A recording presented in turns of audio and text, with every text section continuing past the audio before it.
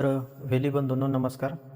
आपण आज या व्हिडिओमध्ये बघणार आहोत की शेतकरी कर्जमाफी जी झालेली आहे त्याची KYC शेतकऱ्यांनी कशी करायची किंवा व्हेलींनी त्यांची KYC कशी करून द्यायची. त्यासाठी आपण आता डेस्कटॉपवर लॉग इन झालेलो आहे आपल्या महाऑनलाईनच्या पोर्टलमध्ये थोडंसं खाली स्क्रोल केल्याच्या नंतर पुण्यश्लोक अहिल्यादेवी होळकर शेतकरी कर्जमाफी योजना असा एक टॅब दिसेल, त्यावरती क्लिक करायचं आहे. त्यानंतर खाली परत पुण्यश्लोक अहिल्यादेवी होळकर शेतकरी कर्जमाफी योजना अजून एक ऑप्शन येईल, यावरती क्लिक करून घ्यायचं आहे. हे कर्जमाफीचं पोर्टल आता चालू झालेलं आहे आणि यावर उद्यापर्यंत याद्याही प्रकाशित होणार आहेत. त्या याद्या आल्या की तुम्हाला ह्या सीटला इथे दिसतील अनेक्स्चेरियामध्ये. सध्या ज्या याद्या आलेल्या आहेत त्यामधला एखादा आधार नंबर टाकून आपण KYC करण्याचा प्रयत्न करणार आहोत. आधार नंबर टाकून सर्च केल्यानंतर तुम्हाला इथे त्या शेतकऱ्याची पूर्ण माहिती डिटेल्स दिसून येणार आहे. त्यामध्ये आता जर आधार नंबर इथे फक्त शेवटचे 4 आकडे दाखवते 1000 बरोबर असेल तर तुम्ही इथं येस करायचं आहे, नाहीतर तुम्हाला इथं नो करायचं आहे. आधार नंबर शक्यतो बरोबरच असेल त्यामुळे इथे येस करून घ्यायचं आहे आणि मग पुढं चालायचं आहे.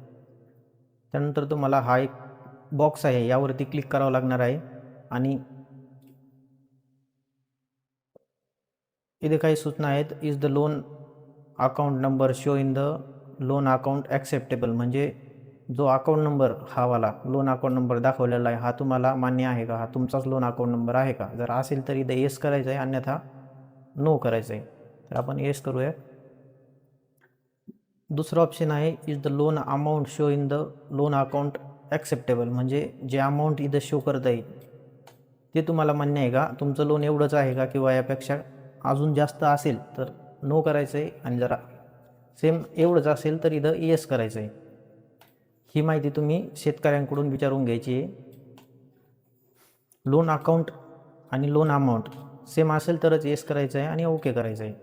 हे बघा, लोन अकाउंट ॲक्सेप्टेबलला टिक झालेली आहे, लोन अकाउंट नंबर ॲक्सेप्टेबलला टिक झालेली आहे. आता राहिले फक्त आधार ऑथेंटिकेशन स्टेटस, ते आपली KYC पूर्ण झाल्याच्या नंतरच हे पेंडिंगचं ओके होईल आणि एक पावती जनरेट होईल.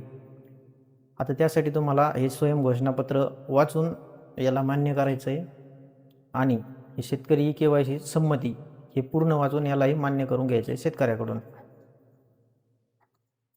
इथे काही जणांचा मोबाईल नंबर शक्यतो टाकलेला नसतो, तर तुम्हाला तो मोबाईल नंबर टाकून घ्यायचा आहे आणि आधार KYC या ऑप्शनला क्लिक करायचं आहे.